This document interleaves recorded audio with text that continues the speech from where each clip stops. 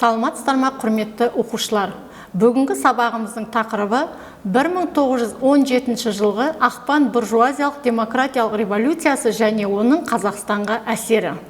Зерттеу сұрағы: Қазақстанда 1917 жылы саяси белсенділіктің артуы қандай оқиғалардан көрініс тапты? Бүгінгі сабағымыздың мақсаты 20 ғасыр басындағы Қазақстандағы қоғамдық саяси процестерге баға беру. Қымбатты оқушылар, бүгінгі сабақ өткен сабақтың жалғасы ретінде қарастырылады, және бүгінгі сабақта сізбен бірге Ресейдегі монархиялық билік жойылғаннан кейінгі қазақ даласындағы қоғамдық саяси өмірдегі өзгерістер жайлы білеміз және талдау жасаймыз. Бүгінгі сабақтың бағыттаушы сұрақтары: уақытша үкімет қандай шаралар атқарды? Ақпан революциясы кезінде қандай партиялар құрылды? Революцияның тарихи маңызы неде? Біз осы сұрақтарға сабақ барысында жауап табатын боламыз. 1917 жылы патша тақтан құлаған соң Ресей мен оның шекаралас аймақтарында саяси күштердің орналасуы түбегейлі өзгерді. 1917 жылдың 2-3 наурызында Қазақстанға уақытша үкімет және жұмысшы, шаруа және солдат депутаттары кеңесінің құрылғандығы туралы хабар келіп жетті. Барлық жерде, Петроградта билікті өз қолына алған уақытша үкіметтің жергілікті басқару құрылымдары құрыла бастады. Уақытша үкіметтің ұйғарымымен Әлихан Бөкейханов Торғай облысының, Батырхайыр Ниязов Орал облысының, Мұхамеджан Тынышпаев Жетісу облысының, Мұстафа Шоқай Түркістан облысының комиссары болып тағайындалды. Жекеленген қалалар Орал, Верный, Ақмола, Семей, Әулиеатада тұңғыш қазақ мұсылман комитеттері пайда болды. Бұл комитеттер уақытша үкімет жүйесінде халықтың жалпы ұлттық мүддесін қорғайтын демократиялық бағыттағы қоғамдық ұйым болды. Қазақ өлкесінде уақытша үкімет атқарған негізгі іс-шаралар: 1917 жылғы 6 наурызда 1916 жылғы көтеріліске қатысушыларға кешірім жарияланды. 1916 жылғы көтеріліс кезінде зардап шеккен Жетісу облысы тұрғындарына көмек көрсету туралы шешім қабылданды. 1917 жылғы 20 наурызда Ресей азаматтарының дін ұстану еркіндігі мен ұлттардың құқықтарын шектейтін заңдардың күшін жою туралы жарлығы жарияланды.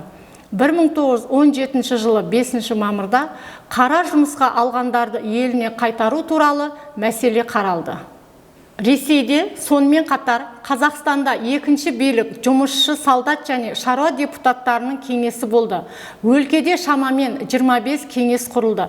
Олардың көпшілігінде әскерлер басым, ал социал-демократтар аз болды. Атқару комитеттері мен кеңестер патша әкімшілігі жүйесін өзгерту бойынша бірлескен жұмыстар жүргізді. Саяси тұтқындарға кешірім жасалды. Қалаларды азық-түлікпен қамтамасыз ету, салық жинау мәселелерін шешті. 1916 жылғы көтеріліс кезінде Қытайға қашқан босқындарды қайтару шаралары қабылданды. Қос өкімет 1917 жылдың 27 ақпанынан 4 шілдеге дейін өмір сүрді.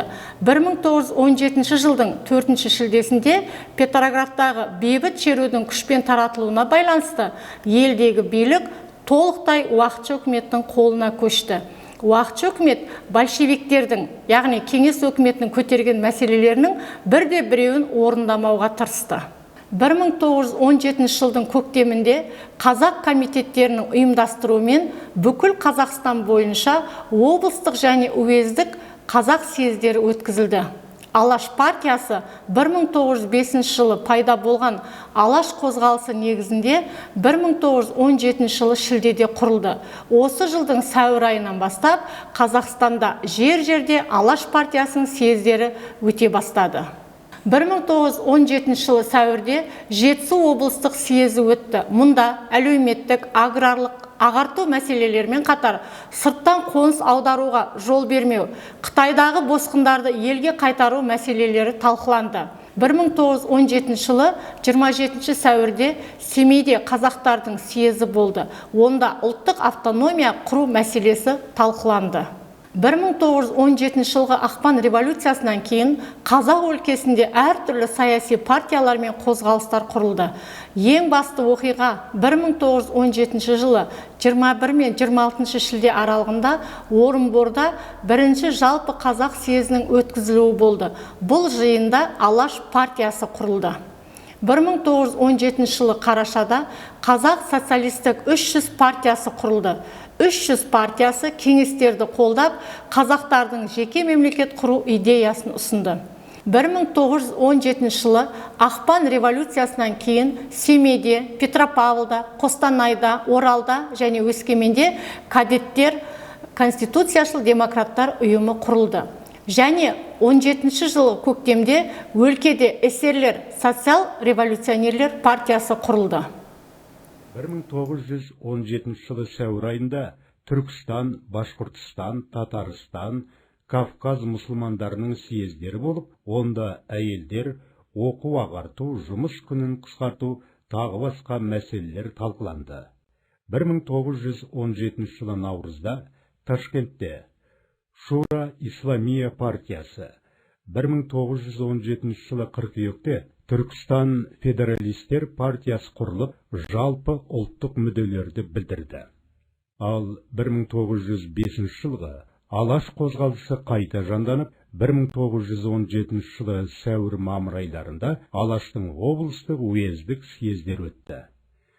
Мәселен, 1917 жылы Жетісу облыстық съезінде азық-түлікпен қамтамасыз ету, білім беру, ағарту, аграрлық мәселелері, Қытайдағы босқындарды кері қайтару мәселелері тағы басқалар қаралса, 1917 жылы көктемде өткен Семей облыстық съезінде Қазақстанның болашақ автономиясын құру туралы сұрақтар қаралды. Яғни 1917 жылы 21-26 шілдеде жалпы қазақ съезінде мемлекетті басқару, ағарту, жер және рухани тағы басқа мәселелер қаралып, съез қазақтың Алаш саяси партиясын құрып, бағдарламасын жасау қажет деп тапты. Сондай-ақ Қытайдағы 83 мың босқындарды кері қайтару туралы да мәселе қаралды.